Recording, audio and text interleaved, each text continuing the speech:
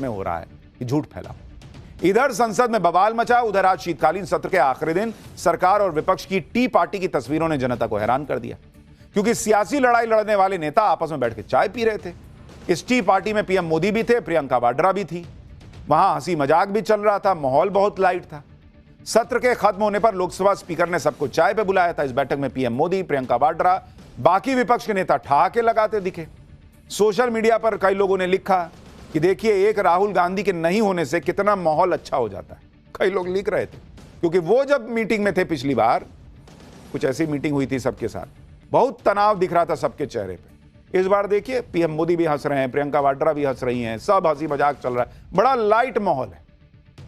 तो कई लोग लिखने लगे कि एक आदमी के नहीं होने से देखिए कितना कुछ बदल जाता है। संसद का सत्र तो खत्म हो गया, लेकिन प्रदूषण पर चर्चा नहीं हो पाई।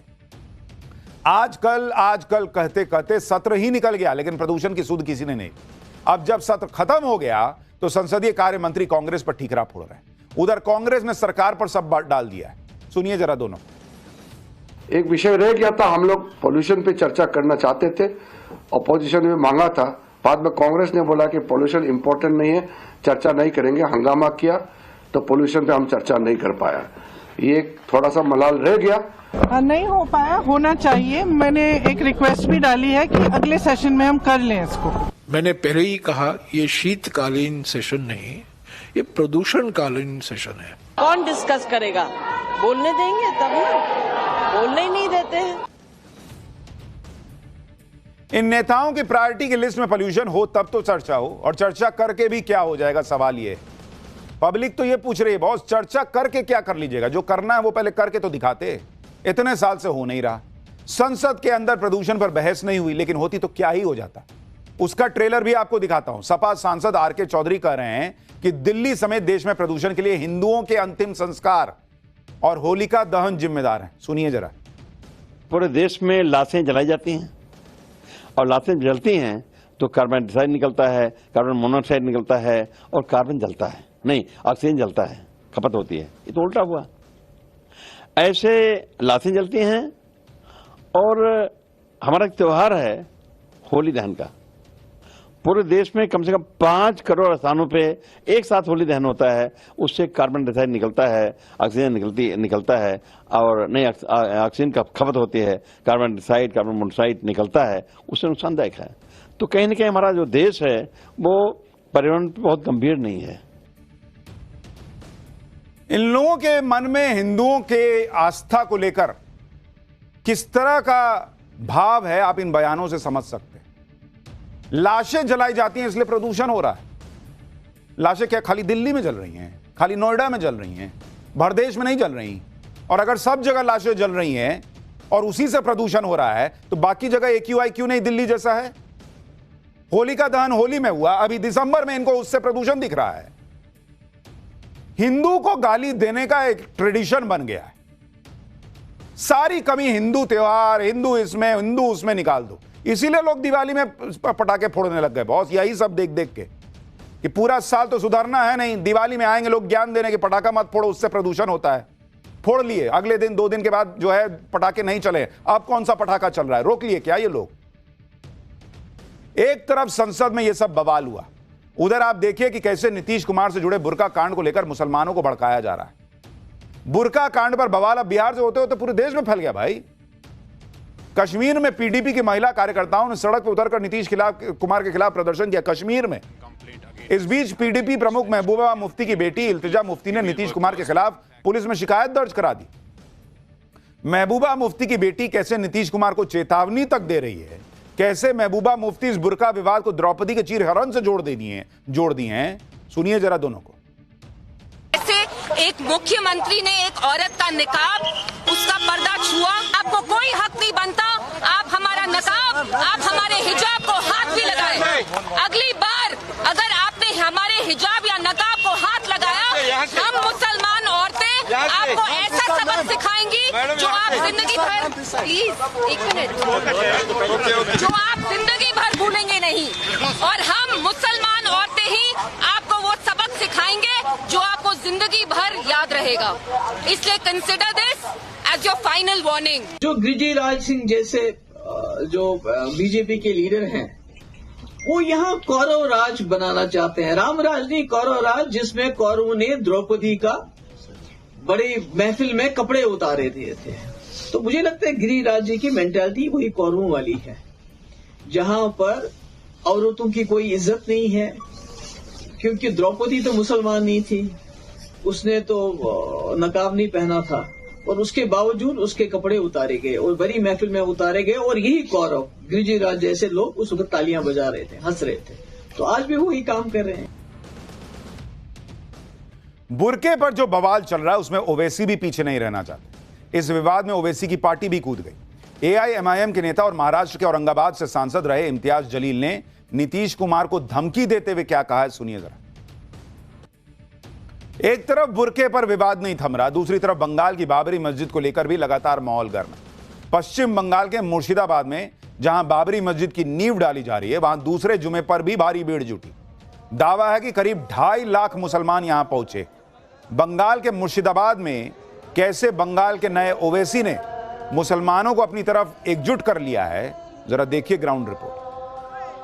पश्चिम बंगाल के मुर्शिदाबाद के बेलडंगा में प्रस्तावित बाबरी मस्जिद की जमीन पे बड़ी संख्या में आज जो लोग हैं वो नमाज पढ़ने के लिए आए हैं। जुमे की नमाज है आज, और देखेंगे अगर आप पीछे तो बड़ी संख्या है लोगों की जो यहाँ पर आकर नमाज पढ़ने के लिए पहुंचे हुए हैं। कोई पश्चिम बंगाल के दूसरे जिलों से आया है, तो कोई बिहार से आया है और दूसरे राज्यों से भी यहाँ पर आया है। हुमायूं कबीर की माने तो 2 लाख से अधिक लोग जो हैं वो आज एक साथ यहाँ पर जुटे हैं और यहाँ पर नमाज अदा करेंगे। यही कारण है कि आगे से लेकर पीछे की जो पूरी पंक्ति है वहां पर आप यह लगातार दूसरा जुमा है जब मुसलमानों की यह भीड़ बंगाल के ओवैसी के लिए पहुंची हुई है, इकट्ठा हुई है बाबरी मस्जिद के नाम पर। मुर्शिदाबाद में बाबरी स्टाइल में बन रही मस्जिद के लिए सिर्फ बंगाली नहीं, बिहार से भी लोग यहां पहुंच रहे हैं। बड़ी संख्या में ईंट जुटाकर मस्जिद बनाने का काम तेजी से चल रहा है। जहां मस्जिद बन रही है वहां बाबरी मस्जिद और बंगाल के ओवैसी बन चुके हुमायूं कबीर के नाम लिखी हुई टी शर्ट बिक रही हैं। आप देखिए मुर्शिदाबाद से ये ग्राउंड रिपोर्ट देखिए, कैसे बाबरी मस्जिद और हुमायूं कबीर जो है उनके नाम पर टी शर्ट्स बिक रही हैं। सर आप कहाँ से आए? बिहार से आए हुए हैं। बिहार से जिला से, हाँ। बेगूसराय से आए? बेगूसराय से आए हुए हैं नमाज पढ़ने के लिए। हाँ, नमाज पढ़ने के लिए। यहाँ बाबरी मस्जिद बन रहा है, देखने के लिए आए हैं। देखिए तो कोई बिहार से आया है, कोई पश्चिम बंगाल से, दूसरे जिलों से आया है, और बड़ी संख्या है लोगों की जो यहाँ पर पहुँच रहे हैं। देखिए यहाँ पर बड़ी संख्या में जो ईंट है वो यहाँ पर दान किया गया है, और लगातार जो लोग आ रहे हैं वो यहाँ पर ईंट जो है वो दान कर रहे हैं। इसके अलावा जो सीमेंट है वो भी यहाँ पर दान किया जा रहा है, जो बालू और गिट्टी है वो भी यहाँ पर दान किया जा रहा है, और जो ईंट अगर आप देखेंगे तो आप देखिए कितनी बड़ी संख्या ईंट की जो यहाँ पर दान किया गया है। इस पूरे परिसर के आसपास जो ये बाबरी मस्जिद का प्रस्तावित जो पूरा जमीन है, इसके परिसर के आसपास जो दुकानें हैं वो बाकायदा यहाँ पर खुल गई हैं। टेम्पररी जो होटल्स हैं छोटे छोटे से वो यहाँ पर खुल गए हैं। जो टी शर्ट है बाकायदा वो देखिए, आई लव बाबरी मस्जिद, आई लव हुमायूं कबीर, इस तरीके से जो टी शर्ट्स हैं वो यहाँ पर बिकने शुरू हो गए हैं, और लगातार जो लोग हैं वो आ रहे हैं यहाँ पर खरीदारी कर रहे हैं। जिस तरह से मुर्शिदाबाद में बाबरी मस्जिद के नाम पर टीएमसी के निलंबित विधायक हुमायूं कबीर ने भीड़ जुटा ली है, उससे मुस्लिम वोटों को लेकर ममता बनर्जी की टेंशन बढ़ गई होगी। दूसरी तरफ पीएम मोदी ने भी बंगाल का मोर्चा संभाल लिया है। कल पीएम मोदी पश्चिम बंगाल के दौरे पर रहे। पीएम मोदी कल बंगाल के रानाघाट में रैली करेंगे, केंद्र की कई परियोजनाओं की शुरुआत करेंगे। इस दौरे को लेकर पीएम मोदी ने कहा है कि टीएमसी के कुशासन से बंगाल को नुकसान हो रहा है। टीएमसी की लूट और डराने की राजनीति ने सारी हदें पार कर दी, इसलिए लोगों को अब बीजेपी से उम्मीद है।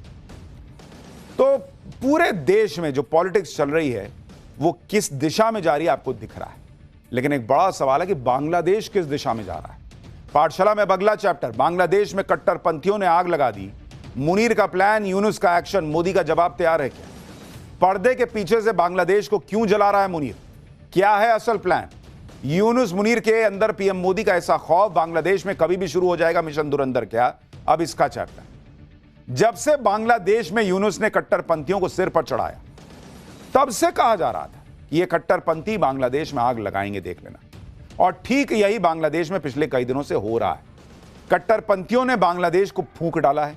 वहां पर जबरदस्त हिंसक प्रदर्शन हो रहे हैं। भारत विरोधी, हिंदू विरोधी भीड़ सड़कों पर आ चुकी है। अखबारों के दफ्तर जलाए जा रहे हैं। जो भी भारत की बात कर रहा है, जो भी हिंदुओं की बात कर रहा है, उस पर अटैक हो रहा है। जब तक शेख हसीना बांग्लादेश में थी तब तक ये सब नहीं होता था। लेकिन यूनुस के आते ही कट्टरपंथियों का राज बांग्लादेश में बढ़ता चला गया। ऊपर से पाकिस्तान भी अब बांग्लादेश से सट गया है। इधर मुनीर उधर यूनुस दोनों ने मिलकर बांग्लादेश को जलाने में कैसे अपने हाथ जो हैं वो आगे बढ़ा दिए हैं। मुनीर यूनुस का असल प्लान क्या है, नरेंद्र मोदी इसका क्या जवाब देंगे, आज सब आपको बताऊंगा। बांग्लादेश जिन कट्टरपंथियों के हाथ में चला गया है वो कट्टरपंथी भारत के खिलाफ जहर उगलते हैं। हिंदुओं से, सनातन से इन्हें नफरत है वो दिखता है, और इसी जहर और नफरत में ये कैसे बांग्लादेश में हिंदुओं को टारगेट कर रहे हैं। बांग्लादेश में भड़की हिंसा में पहला टारगेट हिंदू अल्पसंख्यक और भारत है, और उसके अलावा वो सभी लोग कट्टरपंथियों के निशाने पर आ चुके हैं जो इन कट्टरपंथियों की आंखों में खटकते हैं।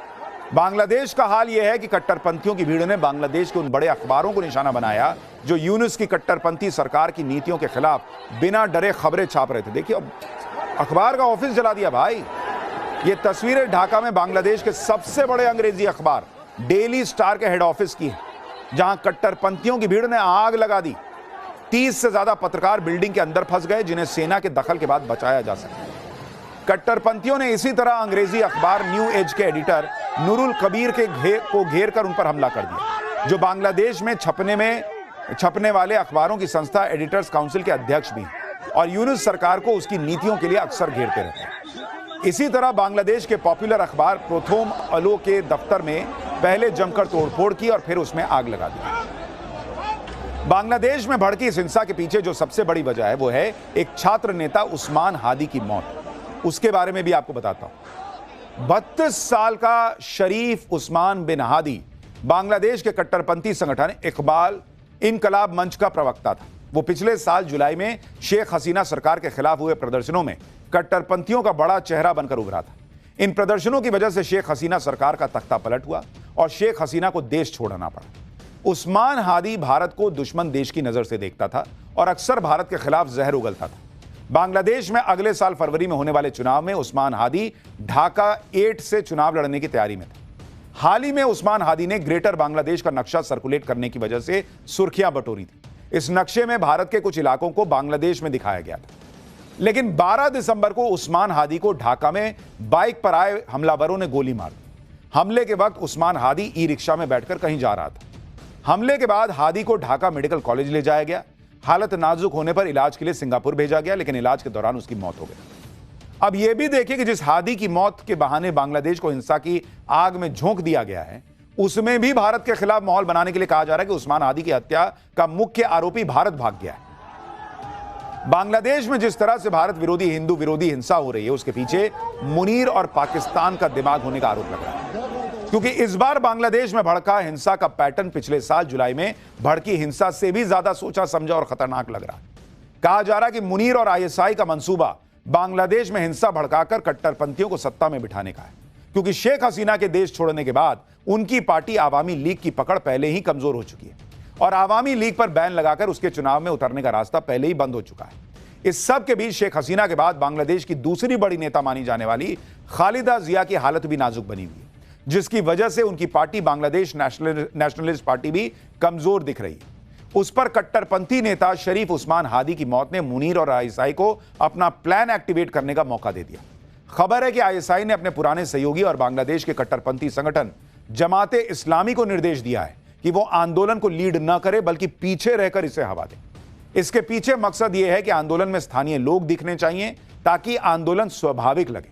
बांग्लादेश में हिंसा को और भड़काने के लिए कई सोशल मीडिया हैंडल पाकिस्तान से ऑपरेट होना शुरू हो चुके हैं। इन प्लेटफॉर्म्स पर बार बार भारत के खिलाफ उकसाने वाली पोस्ट अपलोड की जा रही है। और जिस तरह बांग्लादेश में हिंदू अल्पसंख्यकों और इंडियन हाई कमीशन को निशाना बनाने की कोशिश हो रही है, हिंसा को उस्मान हादी की मौत के बाद छात्रों और युवाओं का गुस्सा बताकर कवर देने की कोशिश हो रही है, उसी को देखते हुए शेख हसीना सरकार में मंत्री रह चुके हबीबुल हसन चौधरी भी मोहम्मद यूनुस के प्लान का हिस्सा बता रहे हैं। शेख हसीना सरकार में मंत्री रह चुके मुहिबुल हसन हिंसा को पहले से तय प्लान इसलिए बता रहे हैं क्योंकि हिंदू अल्पसंख्यकों और यूनुस सरकार की पोल खोलने वाले मीडिया के बाद निशाने पर उनकी पार्टी आवामी लीग। कट्टरपंथियों की भीड़ ने चटगांव में मुहिबुल हसन के घर को भी आग लगा दी। इसी तरह शेख हसीना सरकार में मंत्री रहे हिंदू नेता बीर बहादुर के घर को भी फूंक दिया गया। ढाका में शेख हसीना के पिता और बांग्लादेश के जनक माने जाने वाले शेख मुजीबुर रहमान के घर पर भी कट्टरपंथियों ने तोड़फोड़ और आगजनी की। पिछले साल हुई हिंसा में भी इस घर में तोड़फोड़ हुई थी और इस बार घर के बचे हुए हिस्से को भी तोड़ दिया। तो सवाल यह है कि एक सेकंड के लिए आरोप लगा रहे हो कि भारत ने किया, तो मुजीबुर रहमान और शेख हसीना की पार्टी के लोगों और उनके घरों को क्यों जला रहे हो? सीधा सीधा एजेंडा पाकिस्तान का यह है कि वहां कट्टरपंथियों की जमात बनी रहनी चाहिए। ऐसा ना हो कि इलेक्शन हो और चीजें बदल जाए। बांग्लादेश को भड़काकर भारत के खिलाफ करना यह पाकिस्तान का पुराना प्लान रहा। अब जब यूनुस जैसे कट्टरपंथी बांग्लादेश में आए हुए हैं तो फिर पाकिस्तान के लिए पुराना प्लान एक्टिव करने का अच्छा मौका है। इसलिए आप देखिए कि बांग्लादेश का हाल यह है कि वहां पर सिर्फ अंदर ही प्रदर्शन नहीं हो रहे, भारत के बॉर्डर तक प्रदर्शन हो रहे हैं, बॉर्डर तक मार्च निकाले जा रहे हैं। ये तस्वीरें बांग्लादेश के बेनापोल में भारत के बॉर्डर के पास की हैं, जहां प्रदर्शनकारियों ने मार्च निकाला और इसे लॉन्ग मार्च टू बॉर्डर नाम दिया। इस मार्च में भारत विरोधी नारेबाजी भी हुई। लेकिन बांग्लादेश में जो भी माहौल बनाया जाए, यूनुस और मुनीर जो भी प्लान बना लें, यह बात सबको पता है कि नरेंद्र मोदी अपनी तैयारी किए बैठे, और अगर कुछ भी ऊपर नीचे हुआ तो फिर मुनीर और यूनुस दोनों के लिए अच्छा नहीं होगा। इसलिए आप देखिए कि बांग्लादेश में भारत विरोधी हिंसा पर वहां की अंतरिम सरकार के चीफ एडवाइजर ने तुरंत माफी मांग ली। अंतरिम सरकार के चीफ एडवाइजर ने कहा कि ढाका में कट्टरपंथी भीड़ ने जिस तरह पूरी रात उत्पात मचाया और अखबारों के ऑफिस और कल्चरल सेंटर जलाए, वो शर्मनाक है। आगे मोहम्मद यूनुस के एडवाइजर ने लिखा, काश वो धरती को खोदकर शर्म के मारे खुद को उसमें दफन कर पाते। तो शर्म इतनी आ रही है कि दफन करने की सोच रहे हो तो मोहम्मद यूनुस से बोलो कुर्सी छोड़ दें जब उनसे नहीं संभल रहा है। लेकिन ये सब नाटक भी तो करना है कि भाई बहुत शर्मिंदा है, ताकि दुनिया में ये मैसेज ना जाए कि यूनुस और मुनीर मिलकर करा रहे हैं। बांग्लादेश जानता है कि जिस पाकिस्तान के सहारे वो भारत के खिलाफ उछल रहा है, उस पाकिस्तान की अपनी कोई हैसियत नहीं, ना दुनिया में उसकी कोई इज्जत है। और मैं आपको यह साबित कर देता हूं, मैं अगला चैप्टर आपको दिखाता हूं कि पाकिस्तान की कोई हैसियत नहीं है। भारत को सम्मान, पीएम मोदी को अवार्ड, लेकिन पाकिस्तान को किसने गजब बेइज्जत कर दिया? किस मुस्लिम देश ने? मुस्लिम ब्रदरहुड भी काम ना आया। भिखारी पाकिस्तान को मुस्लिम देश ने ही कैसे औकात बता दी है, अब आपको दिखाता हूं। नरेंद्र मोदी दुनिया में भारत का जो डंका बजा रहे हैं वो दुनिया तो देख ही रही है। मुस्लिम देशों में नरेंद्र मोदी का ऐसा सम्मान हो रहा है जो सम्मान पाकिस्तान सपने में भी सोचे अगर तो हड़बड़ा के उठ जाए कि अरे इतना सम्मान हमको कोई कैसे दे सकता है। पाकिस्तान जिन मुस्लिम देशों के नाम पर उछलता है वो मुस्लिम देश खुद उसको कैसे गजब बेइज्जत कर रहे हैं, आज आपको देखना चाहिए। पाकिस्तान की ऐसी गजब बेइज्जती हो रही है बॉस कि मुनीर और शहबाज मुंह दिखाने लायक नहीं है। लेकिन भाई ये लोग भी कम बेशरम थोड़े हैं, फिर मुंह दिखाएंगे ही दिखाएंगे। मुनीर जिस मुस्लिम देश को सबसे करीबी बताते नहीं थकता, उसी देश ने पाकिस्तान को झटका दे दिया है। सऊदी अरब ने पाकिस्तान के हजारों भिखारियों को डिपोर्ट कर दिया उठा के, ले जाओ अपने यहां के भिखारियों को, यहां के भीख मांग रहे हैं। ऐसा इसलिए क्योंकि आतंकियों के एक्सपोर्टर पाकिस्तान में अब भिखारियों की फैक्ट्री खुल गई है और पाकिस्तान अपने भिखारी खाड़ी देशों में एक्सपोर्ट कर देता है। पाकिस्तान के भिखारियों ने सऊदी अरब, कतर, यूएई समेत खाड़ी के लगभग सभी देशों में कब्जा कर लिया, अपनी जगह ढूंढ ली है कि दे दे भाई कोई। लेकिन पाकिस्तान के भिखारी शेखों के देश में सिर्फ भीख नहीं मांग रहे, चोरी चकारी भी कर रहे हैं, लूटपाट भी कर रहे हैं। खाड़ी के देश तो पाकिस्तानी भिखारियों से इतना परेशान हो गए बॉस कि अब उन्होंने कहा कि ना यहां नहीं रख सकते, उठाओ लेके जाओ इनको। पिछले 11 महीने में 41 देशों ने 52,000 पाकिस्तानी भिखारियों को देश से निकाल दिया। कि भीख मांगना है तो पाकिस्तान में मांगो। तो भिखारी भी बोला कि मेरा देश ही भीख मांग रहा है, मैं वहां क्या भीख मांगूंगा। यानी 2025 में हर रोज करीब 151 पाकिस्तानी को डिपोर्ट किया गया है। इसमें सऊदी अरब ने सबसे ज्यादा 24,000 पाकिस्तानी भिखारी डिपोर्ट कर दिए हैं। यूएई ने 6,000 पाकिस्तानी भिखारियों को देश से निकाल दिया है। अजरबैजान ने भी 2,500 पाकिस्तानी भिखारियों को वापस देश भेज दिया है। पाकिस्तान में भीख मांगना मजबूरी नहीं है, बल्कि पाकिस्तान इतना गरीब है कि भीख मांगना अब धंधा बन गया है। पाकिस्तान का यह संगठित उद्योग कैसे मिडिल ईस्ट में अपने पैर जमा रहा है और क्यों पाकिस्तान की जनता और उनके नेताओं को भीख मांगने में मजा आने लगा है, आज आपको दिखाऊंगा। लेकिन भिखारी पाकिस्तान के इस भिखमंगे देश के भिखारियों ने कैसे मुस्लिम ब्रदरहुड भूलने पर भी शेखों को मजबूर कर दिया, जरा उसका एक ट्रेलर देखिए। शहबाज और मुनीर तो पहले ही भिखारी घोषित थे। भीख का कटोरा लिए कभी वो चीन अमेरिका की चौखट पर दिखाई देते हैं तो कभी IMF और वर्ल्ड बैंक के सामने गुहार लगाते हैं। मुनीर शहबाज की इसी आदत को पाकिस्तान की पब्लिक ने धंधा बना लिया।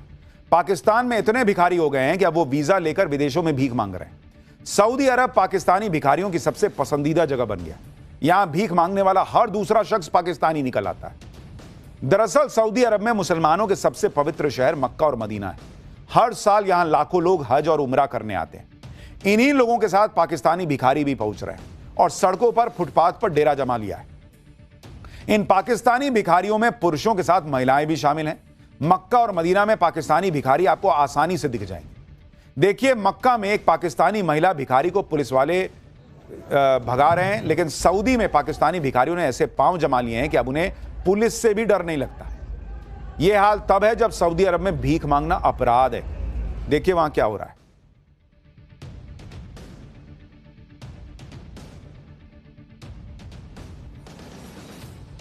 अब सऊदी अरब ने पाकिस्तानी भिखारियों से निपटने के लिए उन्हें डिपोर्ट करना शुरू कर दिया है।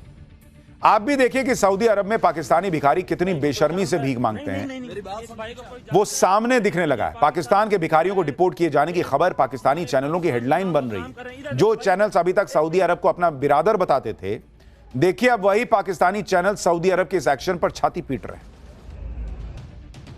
पाकिस्तान में भीख मांगना इतना ऑर्गेनाइज्ड धंधा बन गया है कि अब ये लोग ग्रुप बनाकर विदेश जाते हैं। इन लोगों का काम ही भीख मांगना है। आप देखिए कि भारत के इंजीनियर, डॉक्टर, प्रोफेशनल्स वीजा लेकर विदेश में लाखों डॉलर के पैकेज पे नौकरी करने आते हैं। पाकिस्तान के भिखारी वीजा लेकर भीख मांगने जाते हैं। भाई, सऊदी अरब सरकार ने पाकिस्तान को चेतावनी दी है कि भाई तुम भिखारियों को भेजना बंद करो। उधर यूएई ने भी ज्यादातर पाकिस्तानी नागरिकों पर वीजा प्रतिबंध लगा दिया है, जिसके बाद पाकिस्तान में 66,154 भिखारियों को एयरपोर्ट पर पकड़ लिया गया। ये वो पाकिस्तानी भिखारी थे जो अलग अलग देशों में भीख मांगने जा रहे थे। बताइए, ग्रुप बना के निकलते हैं कि चल भाई तू भी चलेगा, भीख मांगेगा उधर। पाकिस्तानी भिखारियों पर पाकिस्तान की ही सीनेट यानी वहां की संसद की स्थायी समिति को एक रिपोर्ट सौंपी गई, जिसमें खुलासा हुआ है कि विदेशों में गिरफ्तार किए गए 90% भिखारी पाकिस्तानी नागरिक होते हैं। इनमें से ज्यादातर सऊदी अरब, ईरान और इराक के तीर्थ यात्रा वीजा पर विदेश जाते हैं। यात्रा के बहाने वहीं रुक जाते हैं, जिसके बाद या तो भीख मांगते हैं या चोरी करते हैं। कौन देश बर्दाश्त करेगा भाई? एक तो भीख मांगने के लिए रुके हुए हो, वो भी उस देश में जहां भीख मांगना अपराध है, और उसके बाद वहां चोरी चकारी भी कर रहे हो, लूटपाट भी कर रहे हो। ऐसी ऐसी रिपोर्ट आ रही है जिसके बाद पाकिस्तान की पूरी दुनिया में बेइज्जती हो रही है। पाकिस्तान के लोग कह रहे हैं कि हम तो भीख मांगने में भी रिकॉर्ड बनाएंगे। पाकिस्तानियों को भीख मंगा सुनने की या भीख मांगने की ऐसी आदत हो गई है कि अब वो खुद ही कह रहे हैं कि भीख मांगने में भी पाकिस्तानी ही रिकॉर्ड बनाएंगे। सऊदी अरब में पाकिस्तानी भिखारियों की सबसे ज्यादा कमाई होती है, इसलिए सबसे ज्यादा पाकिस्तानी भीख मांगने सऊदी अरब जाते हैं। पाकिस्तानी भिखारियों की दूसरी पसंद अजरबैजान, कतर और दुबई है। कंबोडिया, म्यांमार, थाईलैंड जैसे देशों में भी पाकिस्तानी भिखारी पहुंचते हैं, क्योंकि इन देशों में खाड़ी देशों के मुकाबले सख्ती थोड़ी कम है।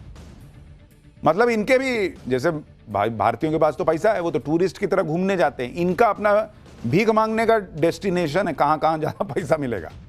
पाकिस्तानी भिखारियों को डिपोर्ट किए जाने की खबर दुनिया भर में सुर्खियां बनी हुई। ऐसी बेइज्जती हो रही है कि पाकिस्तान की जनता को दुनिया भर में भिखारी कहा जा रहा है, ताने मारे जा रहे हैं। लेकिन पाकिस्तान में इसका कोई ज्यादा असर नहीं है, क्योंकि भीख मांगने में उनके प्रधानमंत्री यानी शहबाज शरीफ सबसे ज्यादा माहिर है।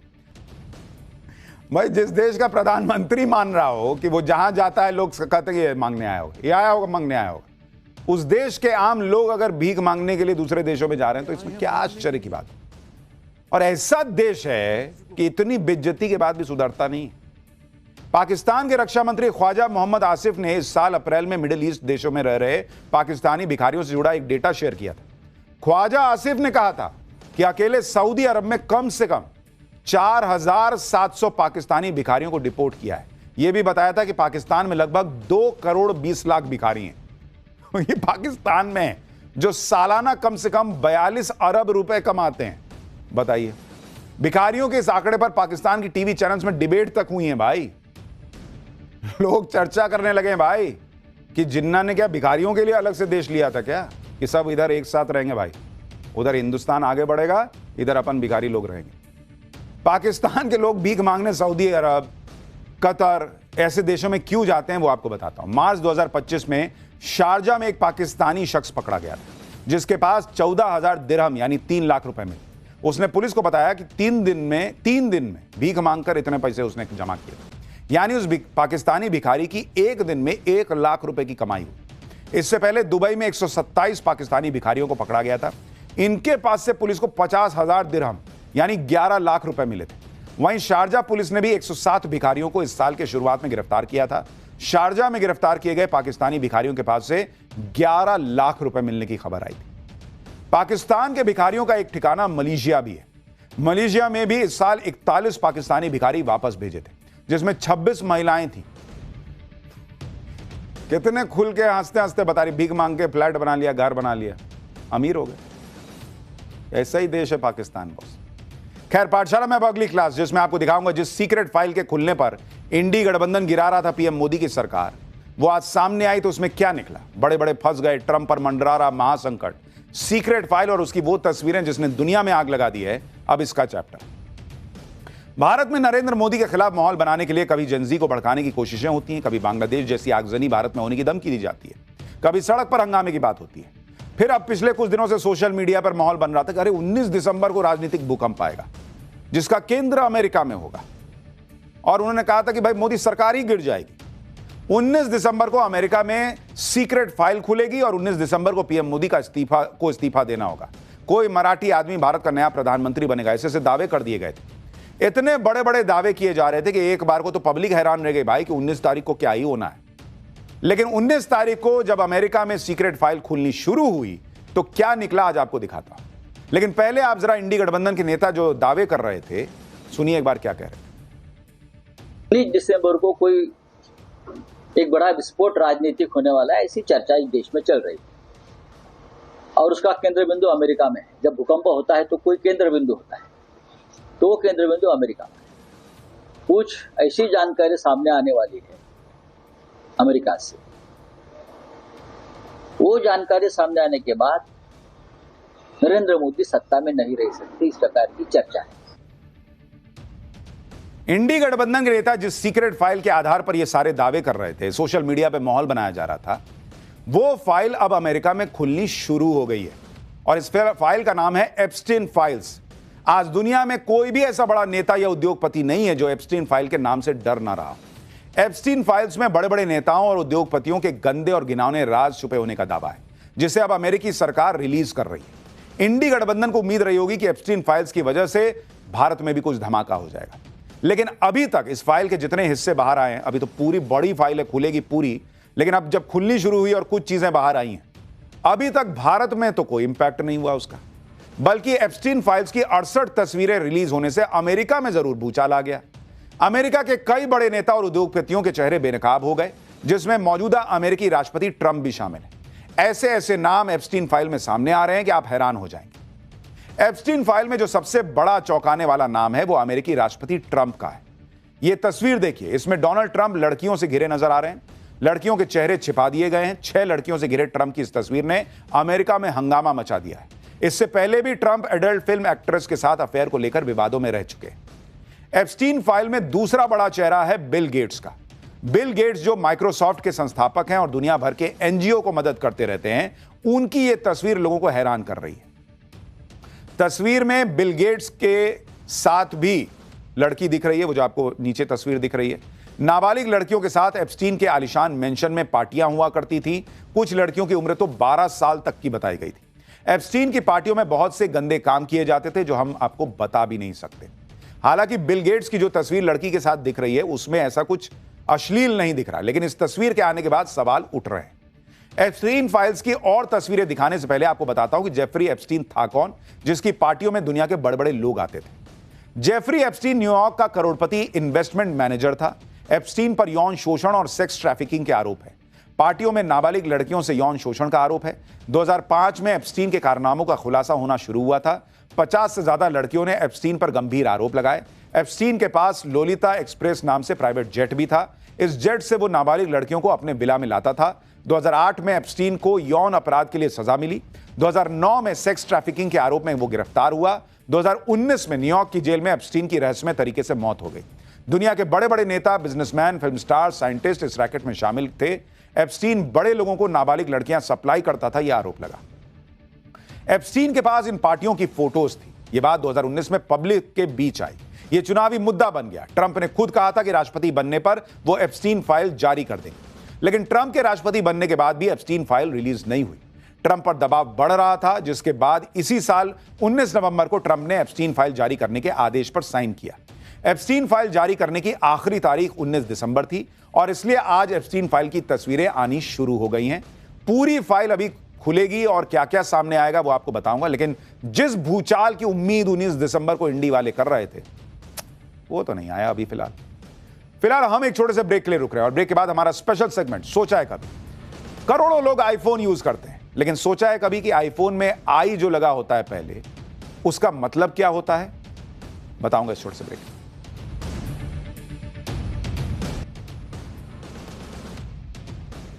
ब्रेक के बाद पाठशाला में आपका फिर से स्वागत है और अब हमारा स्पेशल सेगमेंट सोचा है कभी, वो सवाल जो दिमाग की बत्ती जला दे। और आज का सवाल यह है कि करोड़ों लोग आज की डेट में आईफोन यूज करते हैं, लेकिन आपने सोचा है कभी कि आईफोन में फोन के पहले जो आई लेटर लगा हुआ है उस आई का मतलब क्या है, उसका फुल फॉर्म क्या है? क्यों आईफोन, क्यों ए फोन, बी फोन, सी फोन नहीं, आईफोन ही क्यों?